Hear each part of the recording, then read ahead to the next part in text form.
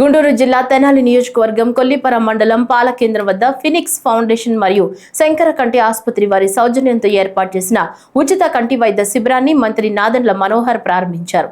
ఈ సందర్భంగా మంత్రి నాదెండ్ల మాట్లాడుతూ ప్రజల ఆరోగ్యాన్ని దృష్టిలో పెట్టుకుని స్వచ్ఛంద సంస్థలు ఉచిత వైద్య సేవలు అందించేందుకు ముందుకు రావడం అభినందనీయమన్నారు. రాజకీయాలకు తావు లేకుండా అందరం కలిసికట్టుగా అభివృద్ధి లక్ష్యంగా ముందుకు సాగుదామని నాదెండ్ల మనోహర్ పిలుపునిచ్చారు. తెనాలిలో ప్రజలకు అత్యాధునిక వైద్య సేవలు అందించేందుకు 30 కోట్ల వ్యయంతో క్రిటికల్ కేర్ ఆసుపత్రి నిర్మాణాన్ని త్వరలో ప్రారంభించనున్నట్లు ప్రకటించారు.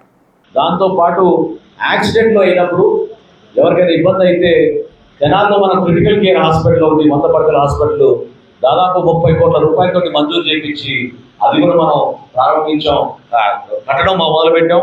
ఈ సంవత్సరం కన్నా అది పూర్తవుతుంది. తప్పకుండా మనకి వైద్య సేవల కోసం దూర ప్రాంతాలకు వెళ్లకుండా నేను మొట్టమొదటిసారి కొలిపరలో నేను శాసనసభ్యుడికి ఎన్నికైనా కూడా నేను గమనించింది ఏంటంటే లంక గ్రామంలో నివసిస్తున్న వాళ్ళు, అదేవిధంగా కొలిపర నుంచి మీరు తెనాలి వెళ్ళాలంటే కనీసం మీకు గంటన్నర సమయం పట్టేది ఆ రోజులు. అప్పుడు రోడ్లు కూడా లేవు, మీకు గుర్తుంది కదా. తెనాలికి వెళ్ళాలంటేనే మీకు ఆ రోడ్డు పైన గంటన్నర పట్టేది. సో చక్కటి రోడ్డు మనం నిర్మాణం చేసుకుని తెనాలికి మీరు అవసరం అయితేనే వైద్య సేవలకు వెళ్ళాలి, లేకపోతే ఇక్కడే మనం చక్కగా వైద్య సేవలు ఏర్పాటు చేద్దామన్న ఆలోచనతో మనం ఈ కార్యక్రమం చేసాం. రాష్ట్రంలో జరుగుతున్న అనేక కార్యక్రమాలు ఇప్పుడు నేను 5 కోట్ల రూపాయలతోటి మన కేంద్ర మంత్రి చంద్రశేఖర్ గారితో ఇప్పుడే మేము శంకుస్థాపన చేసాం. కొలిపర, అంతోట, చివనూరు, అదేవిధంగా తూముదూరు అక్కడ ఉన్న రైతాంగానికి మీ అందరికీ కూడా మీరు డైరెక్ట్గా కరకట్ట మీద వెళ్ళడానికి ఒక పెద్ద వంతెన 5 కోట్ల రూపాయలతోటి మంజూరు చేపించి ఈరోజు పనులు ప్రారంభించాం.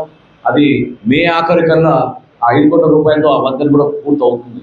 శివనూరులో ఇదివరకు మీరు చూశారు, మీరు అభివృద్ధి అంటే ఏ విధంగా మనం కొలిపర మండలంలో చేసి చూపించాము. రోడ్ల విషయంలో కూడా ఎక్కడ కూడా తగ్గకుండా నేను ఈసారి రైతు సోదరులందరూ కూడా మాటిస్తున్నాను. వీలైతే ఈ వేసవి కాలం కల్లా కొలిపర మండలంలో మీరు కోరుకునే విధంగా డొంక రోడ్లు అన్ని కూడా నిర్మాణం చేసేటట్టు తప్పకుండా చర్యలు తీసుకుంటాం. దానికి పవన్ కళ్యాణ్ గారు సహకరించారు. ఆయన ఈరోజు రాష్ట్రానికి ఉప ముఖ్యమంత్రిగా ఉన్నారు కాబట్టి 10 కోట్ల రూపాయలు మనం మంజూరు చేశారు.